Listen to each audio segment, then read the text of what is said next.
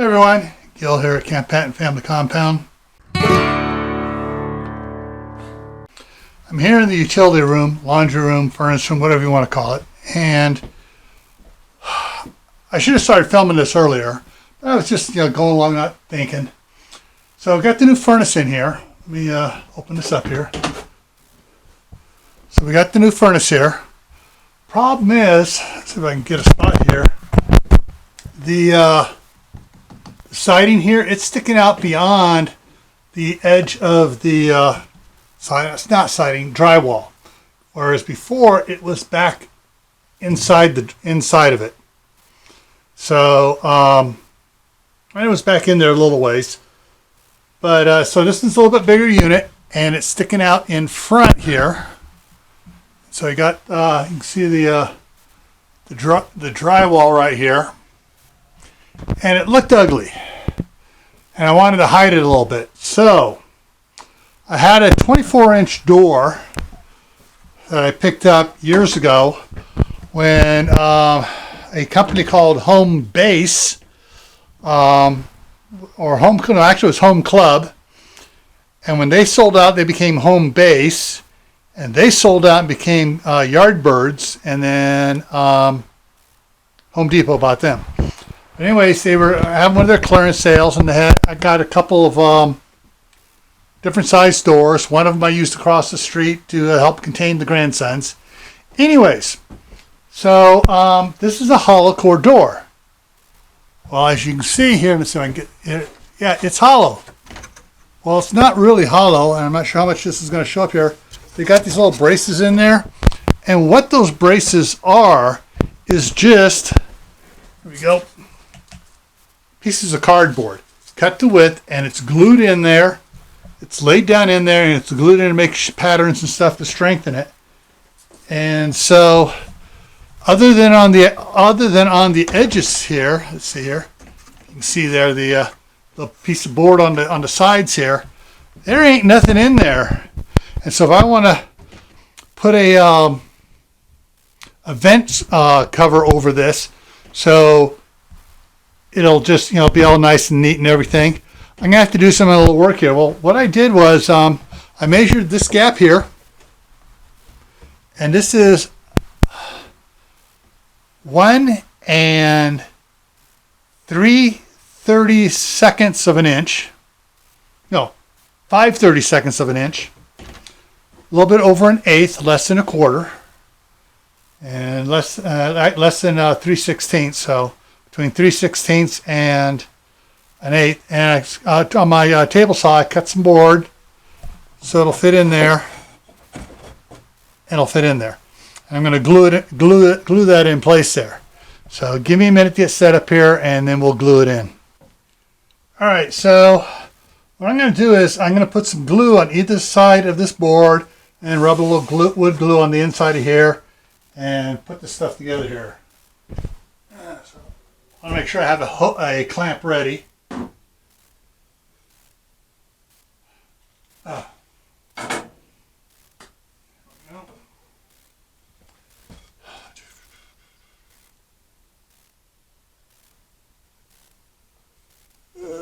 Okay, it's a little, I cleaned all that, there we go. Had a little crust on there. There we go.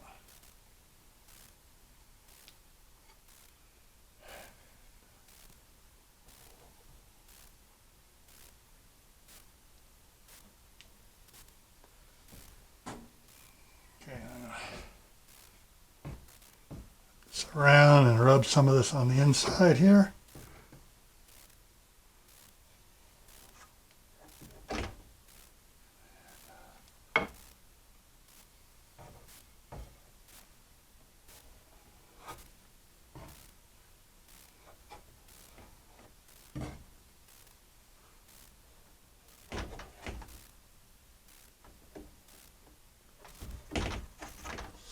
All right, and let's the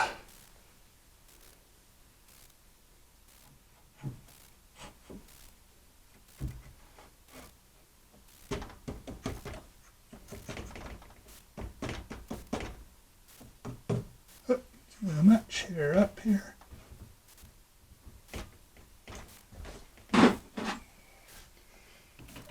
right, I'm just going to let that dry, and then I'm going to do the next one, and then I will do the same thing for the sides. Once I have all 4 of these done, I have a, hang on, let me get it here. This was the grate that was over before, and so I'm just going to put this over here, and with the space I have in here, I'm going to stick a filter on there, and I'll figure out a way to secure it. There's a filter in behind here, but it's one of those washable ones, which means it really doesn't catch a lot of stuff, so I want something a little bit more substantial out here to catch it first. So, alrighty, so I'm going to get back to you here in a second for you. It'll be several minutes for me. Okay, so got the bottom glued in, the top, that side, this side, and now I'm going to get the vent cover, put it on this side here, and get it installed. And so I'll be right back, because that's going to take a lot of balancing and fiddle farting around, and probably a few nasty words. So I'm not going to record that part. Alright, so I got it up here temporarily. I put 4 1-inch drywall screws around the corners. These are the type of screws they're supposed to have. They got the number 2 square on it, but it has a little rubber or plastic shoulder on there, washer thing that sticks up, that these plastic bump caps go on, so it looks nice and neat. This one here, nice and neat, where you can't see anything, so it's not a black screw there. So I'm going to try putting a couple of these in and popping the caps on it. If I can stop them dropping the cat. I already went and pre-drilled the holes, just because these are so big. They go almost all the way through, and it could cause problems. I don't want to do that, so. Okay, and that goes in like that. And then the cap snaps on like that. All right, so let me grab a couple more here.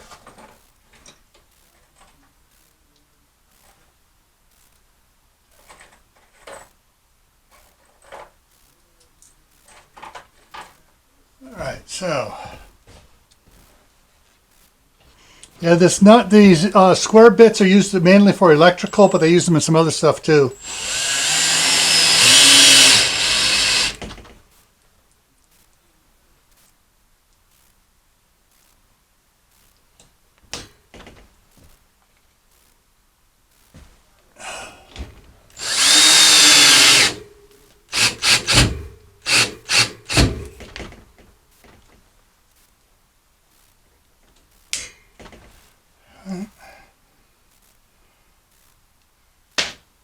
How about I quit dropping the screws?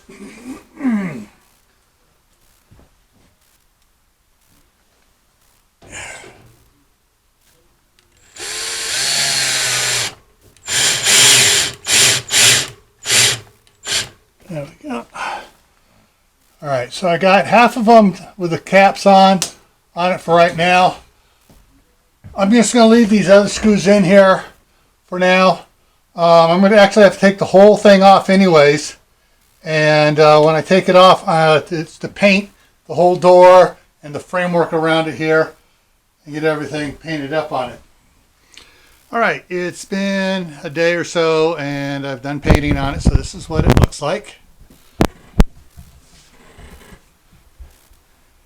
And so it looks a lot better than it did before. And what I'm probably going to do up there, I'm going to do some measurements, see if it'll fit. I may get another cover like this, the exact same size, and put the exact same hole set up in there, because this will take a 20 by 20 inch filter in here. So I'll have a pre-filter, the filter that's in the in here. But if I put a second one in up there that's same size, I can actually increase the efficiency of these filters, go get a little bit closer to a HEPA filter in here, and between the two of them will still provide the airflow to run the furnace system. All right, so some of the things I want to point out to you what I did on this. So let's see here, get it set up here. This came with a door frame installed on the door, but I need to put a spacer in here, and so this is I just went to Home Depot, got a plain door jamb, and put it in there, so it moved it over here a little bit, and then this side here now sets up here. Now inside, to secure this side, since this is mounting flush to the I cut this out so it's mounting flush to the drywall here. You can see it flush to the drywall right there. I got a 2x3, and so I put a 2x3 in here, and then I screwed this to the 2x3. Now that it's all painted and everything, it's, all kind of blends together. But yeah, so that's what I did there. Now, as far as the door latch goes, I didn't want to put a big old knob out here, and because walking by here, this close to it, you're going to hit it on, do a hip check on it, or you're carrying something that's going to catch on it. So I got what's called a tension ball system on it here, and I got another one here. Let me show you what the other one looks like here. Hang on, let's set this up here on the thing so I can show it to you. So this is what it looks like. And so it just goes in the slot like a regular thing, and you put the screws in here. So it's in it. But this here is a tension ball, and it has the threads here are adjustable, so I can screw it in if depending on spacing, or screw it out to match up to whatever I need to do to get the proper tension on it. And then it has a reset a dimple piece here that it goes against. So it has a tapered side on the front here, so it slides across and it locks in that hole.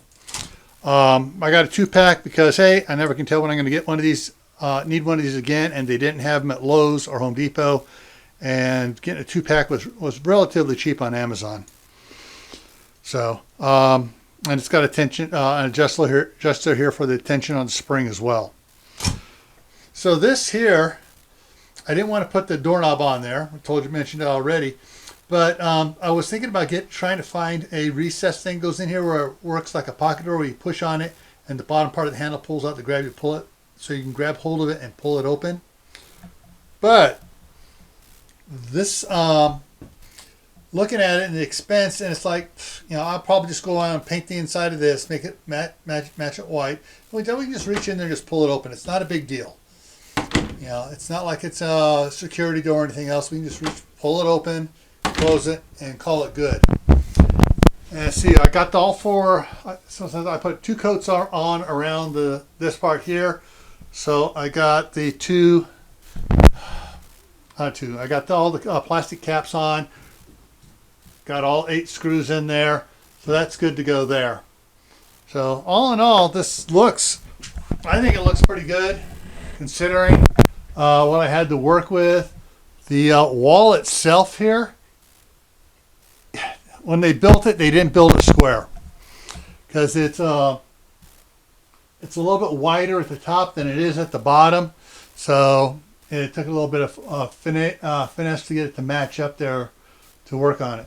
So anyway, so I got 2 coats of white paint on it, and then when the staff sergeant decides what color she wants to paint the room in here, we'll paint right on over with that. I still got to finish doing some plumbing work back in there. I'm still working on it.